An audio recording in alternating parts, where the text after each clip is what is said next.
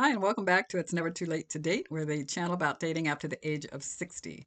And today we are going to be talking about communication skills.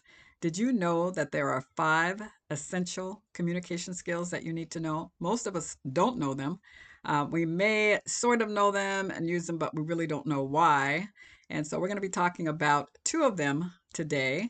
And then at the very end, I'll be sharing with you how you can get a hold of the other 3. So, to start with, from the time that we're born, we are communicating with other people. Whether it's just as a baby, through our eye contact, our parents are saying something to us and we really don't know what they're saying, but there is communication going on, and babies pick up a lot from us as parents. As we get older, we meet new friends. Everybody's different, so we communicate with each friend a little bit differently. And as we get even older, it gets even more diverse as far as the way that people communicate.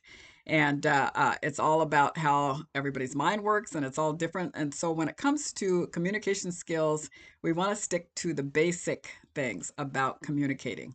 And it's really, really important. And a lot of times people will say, well, I talk to everybody. I don't have a problem communicating with people. And then on the other hand, I hear on a regular basis, I'm afraid to go out on a date because I don't know what to say. Or I don't want to go online because I have to start a chat with somebody or they chat with me and I don't know what to say back to get that communication started. And so basically, if we can keep things simple, the better. So to start off with, I've got a few points that I want to highlight. And number one is that you've got to communicate to build trust. All right. And if you think about it, when you go out on that first date, you're looking at all the body language and you can get a feel for people when you first meet them. And some of the first things that I hear from a lot of women is, I didn't trust him. There's something about him that I didn't like, and it kind of made me not want to trust him. And so you don't want to make up things, but you want to be your authentic self in a way that's honest and upfront so that people know that you're not trying to hide anything. And that first thing is to build trust. And the number one thing within that is being honest with your communication. So you don't have to tell somebody about your past and your past relationships, your past, partners or whatever. Nobody wants to hear about that on the first date. Now, eventually, as time goes on and you get to know each other, you'll want to communicate those things in a way that's not threatening to your person that you're getting to know. But you do want to at least be upfront, honest, straightforward with it, and not try to hide anything. Honesty is key. And I just was looking at a story that a person wrote. I don't know them. It was something that I saw on, I was listening to it actually on YouTube about a lady who had met a guy in her church. He came to church every week. They got to know each other a little bit. He approached her. They decided to go out, meet, date a little bit. But before she would do that, she asked him 2 essential questions. Are you seeing anyone right now? And or are you married? And to both of those answers, he said no. Then, long story short, turns out as time went by, she found out that he had given her the wrong spelling of his name, but initially she couldn't find him anywhere. It looked like he was telling her the truth, and then something just didn't feel right to her, and she double checked and saw that the name was spelt wrong. It was an actual picture of him, that he was married, and just it's so easy to meet people who are not honest, and so you don't want to be one of those people. And usually, I think if you're honest and you ask the upfront questions, you'll get the answers a lot quicker. And those of us, I know a lot of friends who are attracted initially to someone, it's looks, and there's something about the demeanor of the person. He's cool and they love that vibe, and they ignore all of the other signs that they should be watching for. And so not only are you wanting to be honest, but you're looking to see if that person is honest as well. And communication is a two-way street. And the next thing that you want to be sure that you're doing is taking part in active listening. So it's easy when you're nervous to just talk, and not ask any questions, not try to get to know the other person. And especially if you're one of the people who I don't know what to say, I'm not sure what to say, but it all comes down to asking them questions about themselves, getting them to talk about themselves, and not in a way that they're going to be bragging about themselves, but just getting to know a little bit about them, and usually that conversation can start with, did you grow up around here? And, sometimes when you get those basic questions, did you grow up around here? Where did you grow up at? How was your school? What was your experience in school? You don't want to get into their relationship stuff, but something about their background, or whether they like their school, how they got along with their parents is an important question. And if they had siblings, any of those kind of things can, and, well, tell me a story about that. You have an older brother. How was your relationship with him? Did you guys get along? And what kind of things did you do together? There's all kinds of questions that come up if you stick to the basic questions that surround the person that you're with. And so you want to make sure that you are asking questions and then actively listening. And by active listening, that means respond in a way that shows that you hear what they're saying. And sometimes you may need to repeat what they've said just to clarify, but at least showing them that you're listening. How many times have you been in a crowded room or in a event where you are talking with someone and they're always looking kind of off to the side or behind you or looking around to see who else is there and not really maintaining eye contact? How did that make you feel? I know how it makes me feel. If I'm talking with somebody and they always seem to be looking someplace else, I feel like they're really not paying attention, and then I lose interest.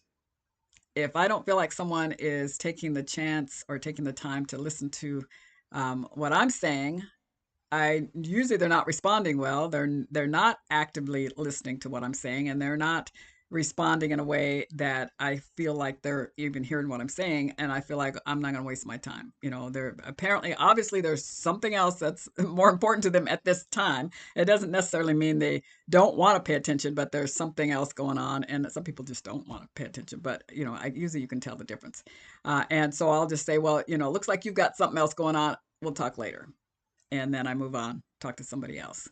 But for me, that's just an indication. If I feel that way when somebody is talking with me, then I make sure that when I'm talking one on one with someone, that I give them my fullest attention. I remember being at a big event for a company that I used to work with, and actually one of the owners of the company came up and was talking to me. And I was amazed at how connected he was. He was eye contact, asked me questions about myself, was actively listening to what I was saying. I really, really felt seen, and I felt heard, and I felt really important. And so you want to make sure that you do that. I remember that this was years ago, but I just remember what an impression it made on me, and I thought I want to be like that when I communicate with others. In the age of technology that we're in, we've got so many distractions that we always have to be aware that we are still people communicating with other people, especially if they're right in front of us. If you've got somebody in front of you talking, that should be your focus. Your phone doesn't need to be out, but if you're at an event and you're just at on a date specifically, sitting one on one with someone, turn the phone off, put it away in your purse. Men, put it in your pocket. And the one thing that I've noticed, it used to be just a lot of times men would focus on their phones, but I see a lot of it with women nowadays, and it just becomes very, very rude and annoying when you are trying to talk with somebody, communicate, get to know somebody, and get that, feel at ease with them when you're always noticing that you don't quite have all their attention. And I talked about it earlier where they're looking around you to see what else is going on, but even more problem is our phones. So all the distractions should be put away when you're getting to know somebody. And even after the first date, second date, and you feel like you're making a connection with each other, make an agreement that, we're going to have time with each other and the phones are put away so that we can spend time to kind of focus and get to know each other better. And, have your phone times. We all live by our phones. So you can't expect that they're gonna, put it away all the time that you're together. But do make some type of an agreement as to when, okay, phone's out. You've got calls to make. I've got calls to make, and life goes on. But you do want to be sure to have each other's attention during the process of getting to know each other, and even after you've formed a relationship, even in marriage. I'll go out to dinner and I'll notice other people in the restaurant, but most of them aren't even talking to each other. They're on their phones looking at stuff. And maybe this is something that they've decided to do, but in most cases, it becomes a crutch and it takes away you don't even have to think about what am I going to say to this person, or do we have anything to talk about? The phones come out, and sometimes they can bring up topics to discuss, but those should be done before you go out on a date. Usually, if you're going out together on a date, it's a special date time, and you should be focused on each other. Now, the last thing I want to talk about is communicating in a way that it shows that you are a little bit vulnerable. Vulnerability seems to draw people closer to each other. And if you share something that makes you feel vulnerable, usually the other person will also.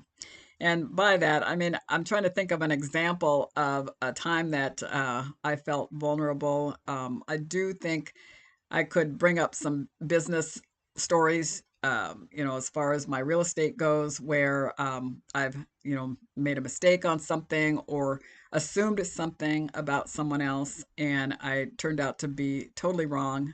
And, I felt bad about that. And just something in general that just shows your true self that you can share with somebody else. And usually if they follow suit with their own stories or share feelings with you about what's happened to them, that can create a bond, and it creates some intimacy as well, and sometimes can be the first big step toward a great relationship. Now, so far today, I've shared two things.